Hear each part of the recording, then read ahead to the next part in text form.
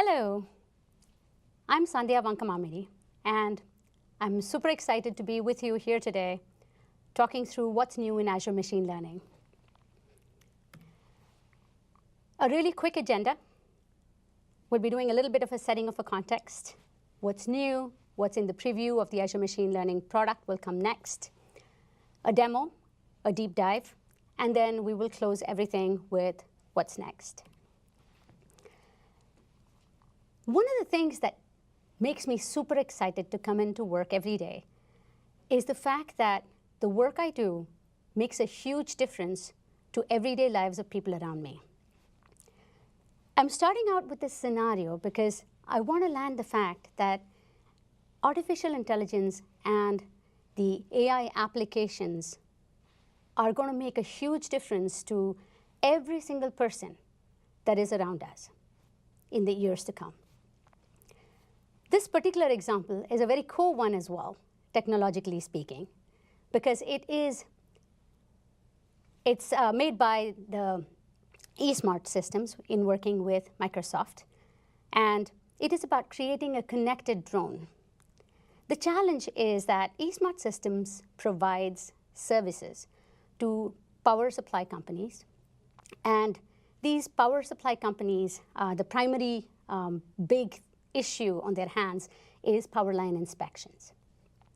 And traditionally, power line inspections are unreliable and risky even because to a large extent, a lot of those inspections were being done by flying a helicopter really low above the power poles and someone either observing or taking a set of pictures of what those poles looked like and then having an analysis later. But there are a few challenges in this. One, of course, it's super risky to be flying a helicopter right above the power lines.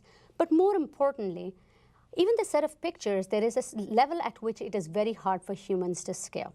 And that's where AI comes to the rescue. The solution that we had created with the eSmart systems is one of a connected drone. And in a connected drone, we fly a drone right up near the tops of these power poles. And the drone is taking a ton of pictures. And these pictures are streamed in. And there is a deep learning model which is looking for anomalies. It's looking for wear and tear. It's looking for breakages. It's also looking for unusual things like birds' nests on top of these poles, which makes the process of flagging where the work needs to get done extremely reliable and also super not risky, to humans at least. So with that in mind, let's move over and see how Azure Machine Learning helps us create such really amazing AI solutions. As a part of that conversation, I would like to set it up in the context of some key trends and some challenges that are there in the data science and AI space today. The key trends are around an accelerating adoption of AI by developers. This is primarily around consumption of models, AI models, which is all goodness because what that essentially is indicating or signaling is that the industry as a whole is beginning to embed these AI models into their business processes at a fast pace. The rise of hybrid training and scoring scenarios is the next interesting trend. And that trend also kind of reflects to the fact that not so long ago, you could stand up a cluster and you would be doing your data preparation, your model training, as well as your deployment, all in that cluster. And life would be awesome.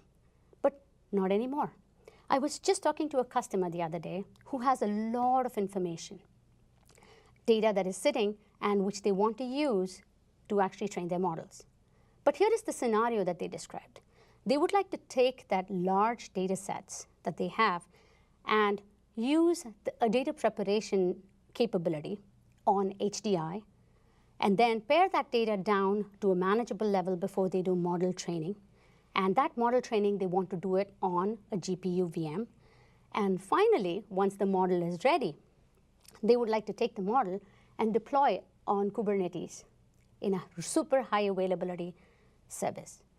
So as you can see, these are all very different systems, but they all need to be working together within that AI workflow in order for this project to be successful. That actually leads us very well into the next one, which is to push the scoring and inference to the event where it's happening, which could be in the edge, it could be in the cloud, it could be on-premise. And this is something that Azure Machine Learning is super committed to. We just announced the ability for Azure Machine Learning models to be deployed on Azure IoT devices.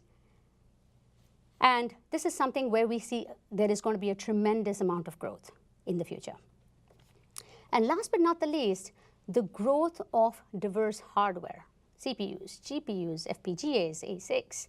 There are so many of these that are actually coming up, which, again, make it really important for developers to understand what it is that they offer, but also it gives them the flexibility of actually picking and choosing these different hardwares and computes for the best performance and outcome for the project.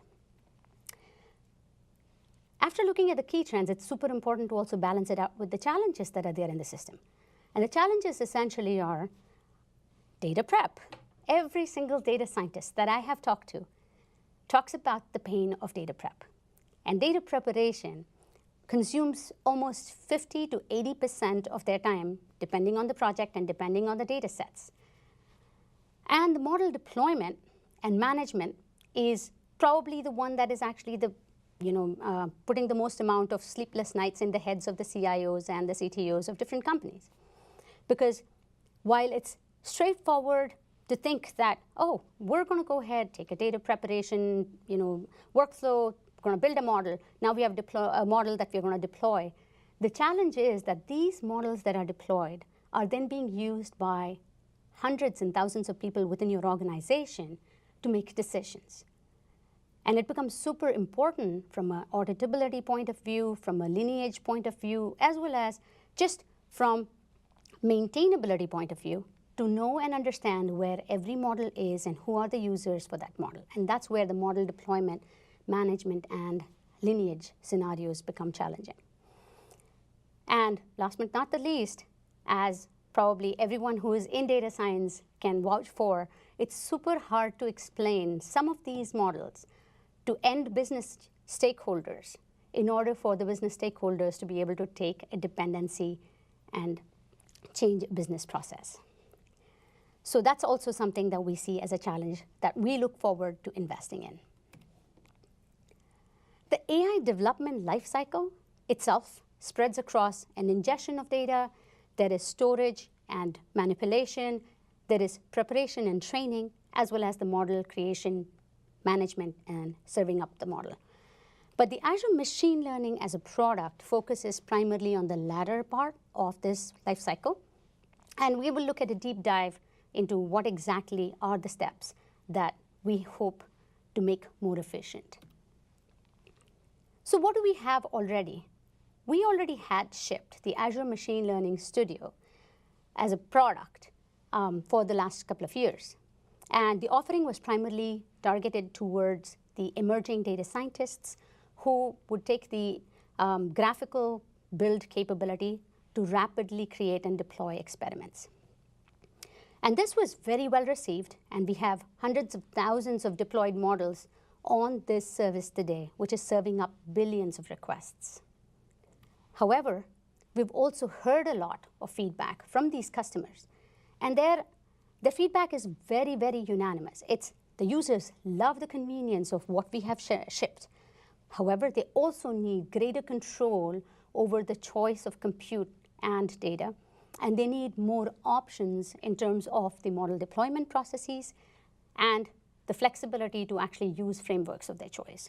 So to leverage CNTK, TensorFlow, Caffe, or what have you that actually comes up. So with that in mind, the goals of the preview that we've just announced are building and deploying and managing models at scale. So providing that flexibility for you to scale up or scale down according to your needs. Boosting the productivity with agile development of the data scientists that are working on the AI workflow. So essentially boosting up the efficiency of the system. And last but not the least, enabling the build now with the tools and platforms of choice, essentially an open platform that allows you to bring in all the libraries, third-party, open source, into that AI project and make it as effective as you can make it from a developer standpoint. So what are the different parts of the Azure Machine Learning preview? So there are the Azure Machine Learning services. There are essentially two services. There is the experimentation service and the model management service. And there is the Azure Machine Learning Workbench, which is the Visual and the Visual Studio Code tools for AI. And together, what these allow you to do is to be able to train and deploy across Azure as well as on-premises and edge options of computes. So how do I get a preview? This is the Azure portal, and I'm in the Azure portal, and when I'm looking at the AI and Cognitive Services tab, I see Machine Learning Experimentation Preview listed right up top. And I can go ahead and provide a name and provide a subscription as well as some other information. And as I scroll down, I can provide also, I can choose to create the model management account along with my experimentation account. So as soon as I do this, what is essentially happening is I am getting an experimentation account, which is going to help me keep track of the projects, including every single run that's happening on that project. I'm also getting the ability to submit jobs locally or scale up or scale out my training. I'm getting a model management account, which will help me create the containers for the models for deployment. And additionally, I'm able to monitor and manage the deployed models. And last, I am getting the Azure Machine Learning Workbench and CLI so that I can make my laptop the place where I go to do my AI work. So let's take a deep dive into the experimentation service. So what we have here is essentially, as an AI developer, we're all looking at command line tools. We love IDEs, we live in IDEs, and some of us also experiment with notebooks. And of course, our special one, which is the Visual Studio Code editor, which is something that a lot of you might also be using. So we have all of those on the left. And then the Azure Machine Learning Experimentation Platform essentially allows you to work with these tools and submit jobs to local machine, to scale up to DSVMs, scale out to Spark on HD Insight, as well as in the future, we will be allowing you to submit jobs to Batch AI as well as the ML server. And as a part of the service, you will be able to manage your project dependencies.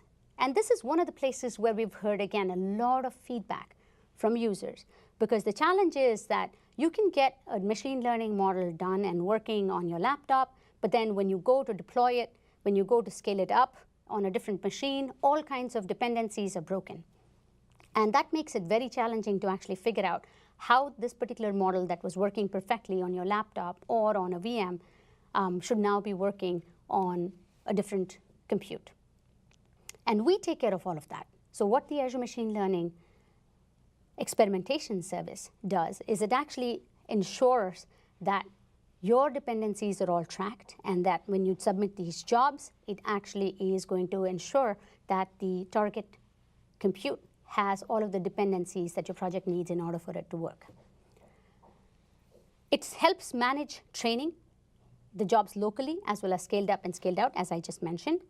The other really important capability, and this actually comes from the fact that to a large extent, the machine learning and AI tool set until now was primarily focused on the AI, the machine learning workflow that was being used by data scientists. But with an increasing flow of AI developers coming into the picture.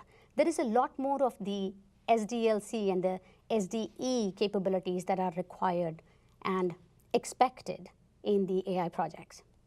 So with that in mind, we have actually created a Git-based checkpointing system and version control system as a backing for every project in Azure Machine Learning. And what this enables you to do is to essentially have a project that is shared across multiple users. There are multiple users working on and collaborating on the project. However, they all have the beautiful separation that Git allows you to have. You could be working on different branches. You could actually be working on, and you'll be working on your local Git repo. And all of that can then get merged together using standard Git workflows. In addition to that, the checkpointing, and that was the version control. In addition to that, for the checkpointing, what the Azure Machine Learning Experimentation Service does is every run that you do with the Azure Machine Learning system gets auto checkpointed. And that allows you the ability to actually just go to different runs and take a look at what was the code that was executing and provides you the reproducibility that you need in order for you to have a really reliable AI workflow. The service side capture of run metrics, output logs, and models is also tremendously valuable. What we mean by this is today when data scientists talk about the AI projects, they also talk about the fact that they have to kind of make sure they keep in mind what were the outputs for which runs and how were the metrics comparing between runs, and all of that is something that they handle and track. You don't have to do that anymore. In the Azure Machine Learning Experimentation Service, as soon as you hit the run button, you are able to bring up all of the service starts capturing all of the outputs and the run metrics per run and saves that in a state where you can get to. And at that point, you have the ability to further promote that and keep different artifacts from runs in a way that you can get to them easier. So for example, if you had 15 runs, you could just check mark 1 or 2 of those models as assets, and then you have a special way to get back to those models for use in a later step in the workflow. And last but not the least, you can use your favorite IDE, and of course, we have the command line interface that enables you to be productive from day one. So what did I get when I signed up for the model management service? What I got was essentially an Azure Machine Learning model management service, which talks primarily using Docker to enable the deployment of these models either in a single node deployment, which could be on-prem, on the cloud, or even on Raspberry Pi. And of course, on the Azure Container Service, the Azure IoT Edge, or the Microsoft Machine Learning Server, as well as Spark clusters. And SQL Server support will be coming very soon, so that is something that we will add to the capability as well. So what happens when you do management of models? We support the ability to deploy and manage the models as an HTTP service. And the container-based hosting of these can be either real-time or batch process, so you can actually support both of those scenarios.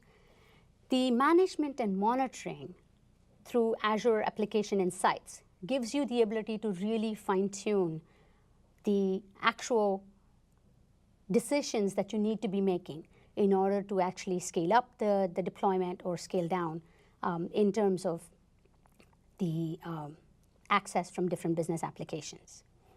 The first-class support of Spark ML, Python, as well as CNTK and TensorFlow and R is absolutely something that our customers love. In addition, we are looking to add other supports through an extensibility system such as Caffe and MXNet.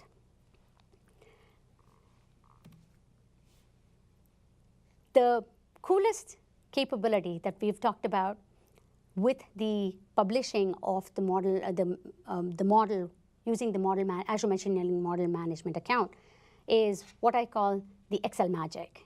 And this is essentially a feature that we're working on actively and should be available soon as a public preview.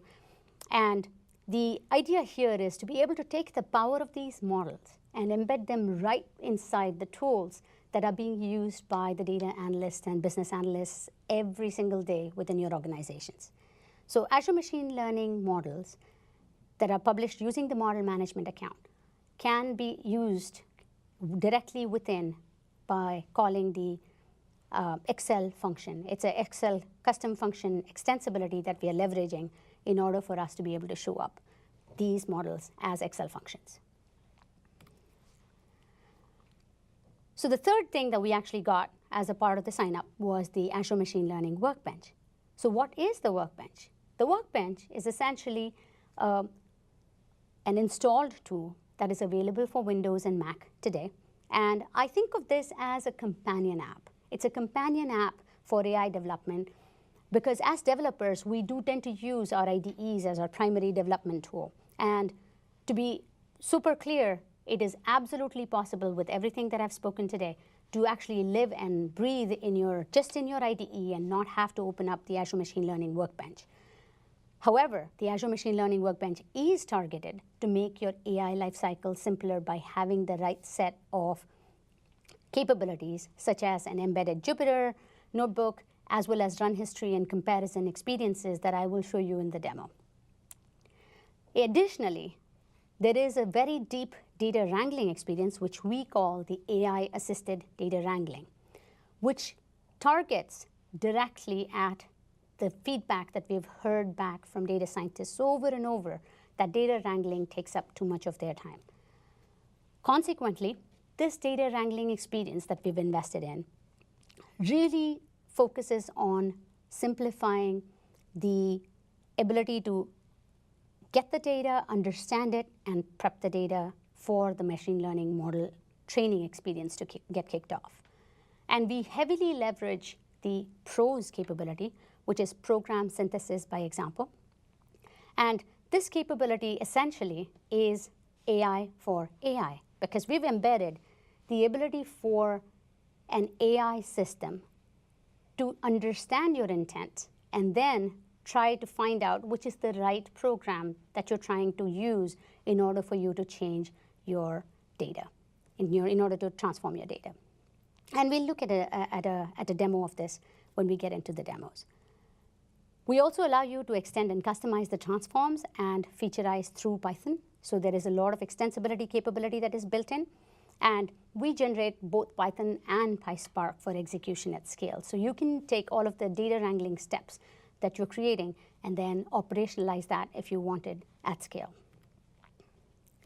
So just deep diving a little bit about PROS. What is PROS? So PROS is essentially a program synthesis framework that has its own domain-specific language.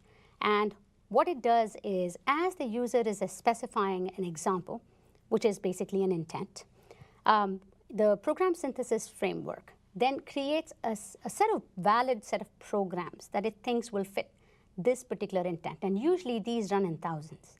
It's creating these thousands of programs, but then it's a ranked set. And for ranking, we actually use machine learning. So there is a ranker that is thinking through and understanding the intent of what you're trying to say using your example.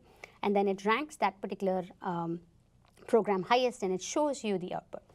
At that point, the user is actually faced with a question. The question is this what I intended? In which case, I can go ahead and it is super clear, and it is the intended program, so I'm done. And if it is not, then I need to give it a few more examples, which means I'm refining the intent a little bit. I'm making myself more clear. And at that point, the system actually understands and ranks the program that you are requesting higher, and it shows up in the UI. So it all sounds very cool, but let's actually do this the dev way. So if, as a dev, I was given a string that's on the screen right now, which is Monday through Friday, 7 a.m. to 6 p.m., Saturday, 9 a.m. to 5 p.m., and Sunday closed. This is a string that basically is stored hours for some store. And if I had to just parse it using delimiters, there are a bunch of delimiters in this. There is the colon, there is the hyphen, as well as there is the comma. Now, the interesting thing about parsing with these is that it would actually take it and split the entire string, including the 7:00 a.m. part of the string, as well as, which is not my intent. So that's where PROS comes in as well. So PROS is pretty smart, and it says, oh, I'm going to parse it for you. Here is my first suggestion. So when you run this particular string through PROS, it is giving you, it is splitting the column by example, and it basically says, I'm going to split Monday and Friday. That makes sense. But even though I'm taking the colon after Friday as a delimiter between Friday and 7 a.m., I'm actually not going to split 7 a.m. I'm going to keep that together so that you can make the decision whether you want to further split it. That was an easy example, but let's look at another one. So here is a string from a log file, and when I run this through PROS, this is interesting as well. The PROS system actually understood a standard format, like a 192.128.138.20 as an IP address, and it actually kept that intact. It also kept the date format intact, and it split all of them across very logical boundaries. And this is where I think the key distinction is. It isn't just a brute force example. So we aren't trying to replace a brute force system of actually going in and doing delimiters. It is a very smart way of figuring out the intent-based and situational delimiting that PROS is doing. With that, we jump into the last thing that we get as a part of the sign-up, and then we will be ready to get into the demo. So Visual Studio Code Tools for AI is a specific investment that we've done to make the Visual Studio Code have a deep integration with the Azure Machine Learning stack. So this provides you an end-to-end development environment, and you can basically go through the entire project training experience and even remote training experience right from within Visual Studio Code. It also allows you to manage your jobs from within that. And additionally, on top of all of that, it is Visual Studio Code, which is a cool, really cool capability from the Visual Studio team. So let's jump into the demo. As a part of the demo, I'd like to set up the demo scenario first. I am passionate about working on projects that make a difference, as I said before. And this was one of the projects that I happened to work on, which I'm excited to share with you. So the Snow Leopard Trust essentially is a few very passionate people that are working to save the snow leopards from extinction. There are just 3,900 to 6,500 individual snow leopards left in the wild. And the challenge with this program of trying to save the snow leopards is the fact that these are shy and nocturnal creatures. These creatures live in really remote regions of the world. They are in very mountainous regions and sometimes very inaccessible ones too. So the challenge is to try to get the data necessary in order to actually make a difference and find the cause for the decline in numbers. So camera trapping was used as one of the capabilities by the Snow Leopard Trust, and they have been doing this for quite a while now, and they've collected almost 1.3 million images. And on an average day, an image could actually look like that, where the snow leopard is on the right-hand side corner of the image. And as you can see, it's very well camouflaged. But additionally, looking at these images and having them manually classified for identification of snow leopards is a very expensive process for a really small nonprofit organization. The Snow Leopard Trust was spending almost 300 man-hours or volunteer hours in actually trying to get these things classified. And that's where the Microsoft's machine learning platform came to the rescue. Because what we did was we took the standard ResNet 50 model, and when we ran the snow leopard data through that, we got a certain response. It was not great, and I'll show you in a minute what the accuracy was. But then what we did was we did what is called as transfer learning, where we chopped off the last few layers, and then we trained a logistic regression classifier, and we got much better results.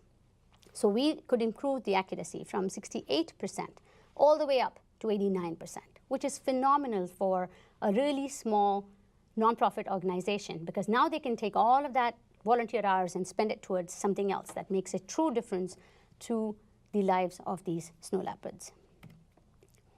So with that in mind, let me jump into my Azure Machine Learning Workbench. So here I am in the Azure Machine Learning Workbench tool, And as you can see, I can see a list of projects on the left-hand side. And I can see them classified in groups called work groups. So I'm going to go into my snow leopard analysis project. And I'm going to bring in the data for this project, which has been shared to me from the Snow Leopard Trust. So they've given me an Excel which contains some metadata about this, the images that they have captured. And as I'm actually bringing that data in, I do have quite a bit of tweaks that I can use if I wanted to. In this case, this is a pretty straightforward Excel, so I'm just going to bring that in. I can actually go ahead and take a look at the columns, and since everything looks good, I'm going to go ahead and also just pick up the full file. And as you can see, I do have multiple sampling strategies that I can use to sample down if I so choose. But since this is not a huge file, I'm just going to go ahead and bring the entire file in. So I have here with me a path, a couple of timestamps, and an extra column. And what I could do is actually take a quick peek at the metrics capability associated with the data sources inside of the workbench. And since this is a fairly simple image metadata file, I'm going to go ahead and jump in and create my Snow Leopard dprep file on top of this data source. So what is happening here is I am going to go ahead and clean up this data source. Let me get some more space on the screen and show you exactly what it looks like. So I have a path and I have two timestamp columns. And in working with the Snow Leopard Trust, they basically told us that different types of cameras were giving them different timestamp fields, and that's what they are. So what I will go ahead and do at this point is I will go ahead and use prose to help me a little bit. So I have derived column by example, split column by example as two different capabilities that I could use. I'm going to go ahead and do derived column by example because I need to actually extract the actual image number into a column so that I can use that as one of the features to my program. And what this is doing is it is basically saying that it has looked at the example that I've given it, and it has no additional suggestions. It's pretty straightforward is what it's telling me, and that it's not confused.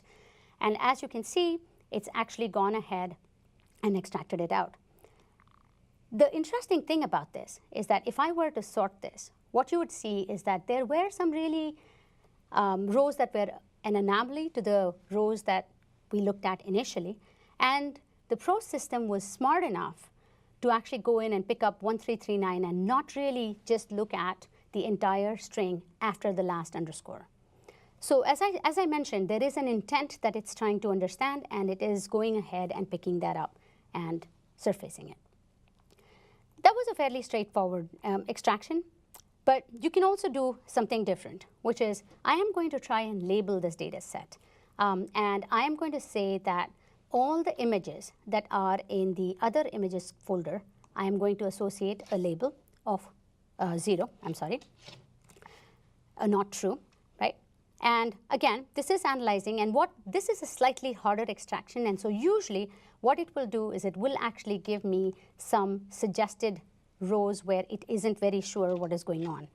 So I'm going to go ahead and give it a few more examples. So in this case, I've given it zeros, and then I'm going to scroll down where the Snow Leopard images is, because remember, we sorted the list.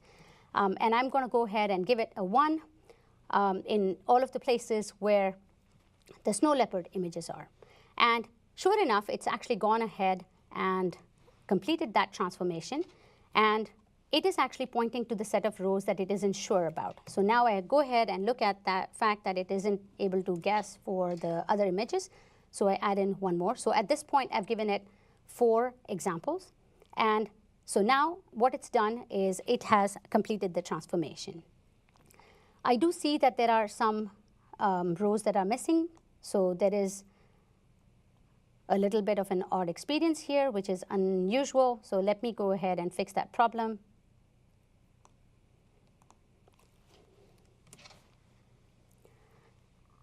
And usually, with about 4 examples, it actually does a phenomenal job. This was a very unusual one that it needed 5 or 6. There is something odd going on in my demo right now. But so it did go ahead and classify all of them right now. And this indicator here tells me that I'm not missing any more rows, and I don't see any anomalies. One way to actually check for the anomalies would be that I would select that column. And let me go ahead and set that up. I will go ahead and select the column. I would look at a value counts inspector. And as you can see, there are only zeros and ones and about 798, which looks about right from the query that I had done earlier in terms of how many should have gotten marked as a 1. So there are about 798 rows of data that are snow leopard classified as snow leopards, and about 2,800 which are classified as not snow leopards. So that's what this data is telling us. Now that was all awesome. So with this in mind, what you're seeing here is the set of steps that you took to transform this data. And what you can do is you can actually move around, and it actually goes ahead and brings the data set back to the shape that it was in before. So if I did not want to see the initial file name, I can take that out, I can bring that back. And so it kind of gives you the flexibility of going step by step and moving back and forth between the steps that you're doing in order to get what you need in terms of the data transformation. At this point, I can go ahead and generate some code from it. And this code is basically the access code that I can use to generate, to run this transformation and create the data frame that I need to use in my modeling. So if I run this on either my local, my Docker, or my HDI, then essentially what I'm doing is I am creating either a Spark data frame or a Pandas data frame, depending on which environment I'm running in. This is great. So let me jump into the Visual Studio Code aspect of this. So if I were working on this project, and if I actually had to code this up, I would open up Visual Studio Code, and I would type in this particular snowleopard.py script. And as a part of that, what I've done is I have used the Azure Machine Learning logging capability to log a set of results so that every time I make a run, I can actually see that in the Azure Machine Learning workbench, as well as from the logging capability that is there in the Visual Studio Code tools for AI. As you can see, I'm using the ResNet 50, and I am also defining the number of output layers that I'm chopping off. So these were all the ones that I pointed out already. So I'm going to scroll past and go down to the place where there are additional things that I am logging. So I am logging the number of layers that I'm cutting out. And I'm also going to go ahead and log, after I train the logistic regression feature classifier, I can go ahead and log the accuracy as well as the area under ROC. So with these elements logged, I can go ahead and use the command palette to submit an AI submit job. So this is the action that I can submit, and it automatically is integrated with Azure Machine Learning such that it can it allows me to pick the run configuration that I'm looking for. So what I'm going to do right here is by picking the my HDI, I'm actually taking this code and running it directly on a HDI that I have already gone ahead and set up and configured, an HD Insight instance. So this statement right here, Azure Machine Learning AM experiment submit -c my HDI and snowleopard.py is an Azure Machine Learning command line prompt. And by actually using that, we are able to create this integration for submitting these from within here. You can go ahead and use the terminal window directly and type it out, or you can additionally also switch back to the command prompt and directly do that from the command prompt of the Azure Machine Learning workbench as well. So now that we've actually submitted that, while it's running, it actually does take a bit of quite a few minutes to run. I'm going to go ahead and walk you through what the run history looks like. So the Azure Machine Learning Workbench's promise was that it would allow you to track run over run comparisons, and that's what we're doing here. So I've actually been running with different layers and different layers cut off, as well as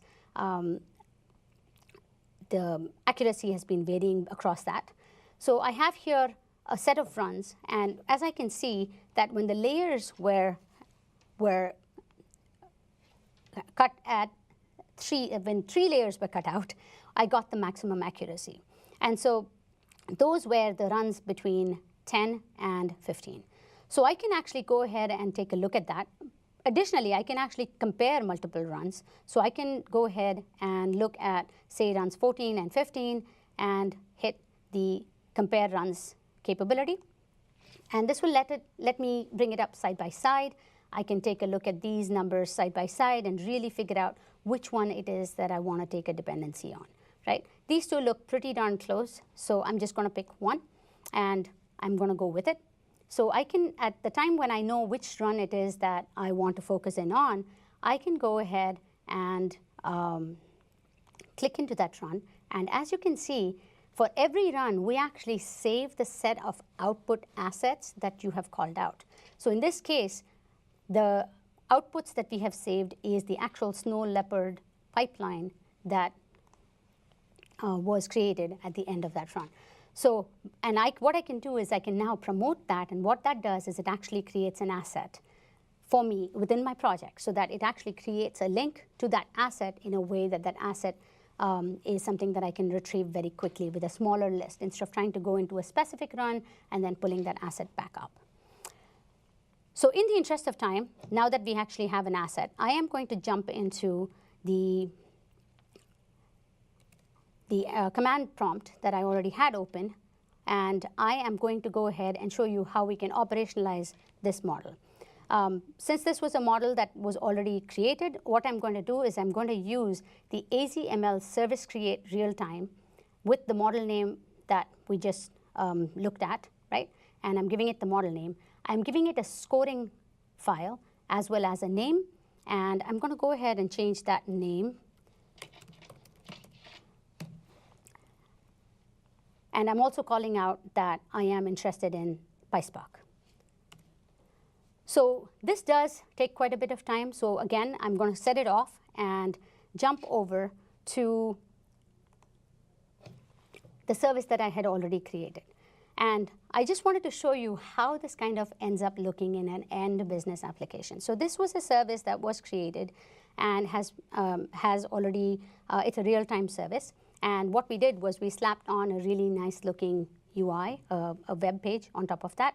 And what I can do is if I actually went in and submitted a photo through that, a photo that was actually taken from the camera trap, and I submitted it to this service, the service actually does a real-time evaluation of that image and comes back with whether it's a snow leopard or not. And in this particular case, because it happens to be a goat image, it better not have been a snow leopard. So let's try actually the really well-camouflaged snow leopard image as well. So I'm going ahead and submitting the one that was the well-camouflaged snow leopard image, and it does recognize that as a snow leopard. So with that, what I wanted to land was that it's possible for you to go ahead and take the data from a particular project, go through the data preparation steps, go through the model building steps, not just locally, but being able to submit those jobs across remote computes, and then take the model and be able to operationalize and hook it up to a web application and do the whole end-to-end using Azure Machine Learning. Okay, with that, let me jump back to my quick demo summary. So we did not look at project creation. I think I skipped that. Project creation actually is pretty straightforward. The only thing that I did want to talk about in the project creation was that if you wanted the projects to actually roam, which means you want to be accessing the project from your laptop as well as maybe your home machine, or you want to be able to share the project with another user, then you do need to back the project up in a VSTS Git repository. So having a VSTS Git repo and using that into the project using that at the time of project creation, or even subsequently providing that into the project update CLI command would actually make sure that the project is stored in the cloud repository, thereby making it possible for multiple users to be able to see it as well as work on it. So we did look at the data preparation in Workbench. We looked at how the coding experience works, how the IDE experience works.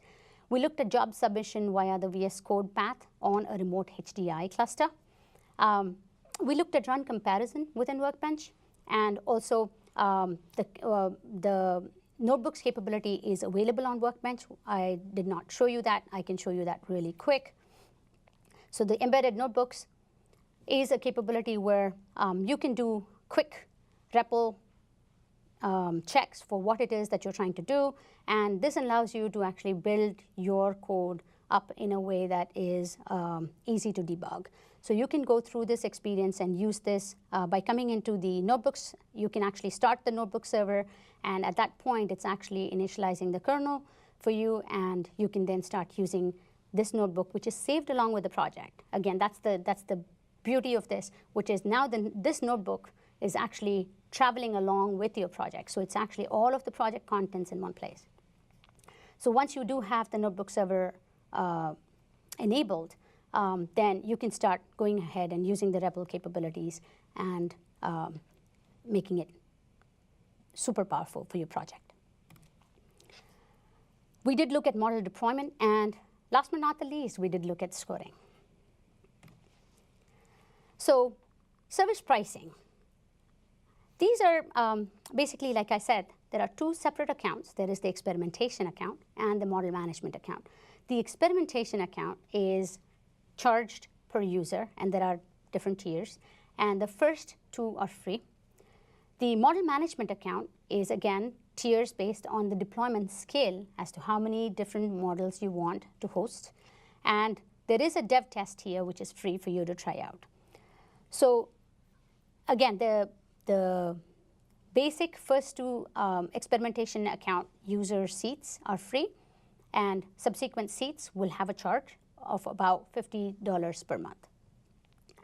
So the Workbench, which is the Azure Machine Learning Workbench application, as well as the Visual Studio Code for Tools for AI, all of these are just free applications that are available for you.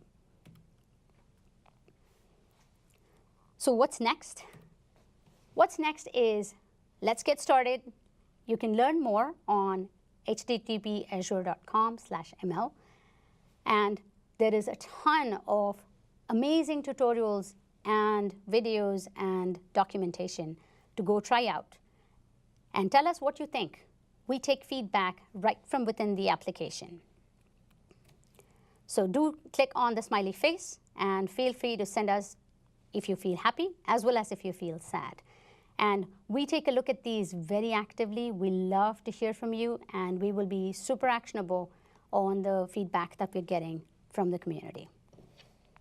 As a roadmap text, I just wanted to add that there is a support for AI, for Azure Batch AI that we are looking at enabling very soon. We're also looking out to roll out this capability across a few more regions in Azure. But we would love to hear from you where you want us to roll out to. So please do give us that feedback. Our next milestone is the GA milestone. So we are in public preview right now. We would love to get to general availability soon. And so that's what we are marching towards. But we're listening along the way. So please do give us feedback, and we will use that feedback to prioritize all of the work that is happening for GA. Thank you.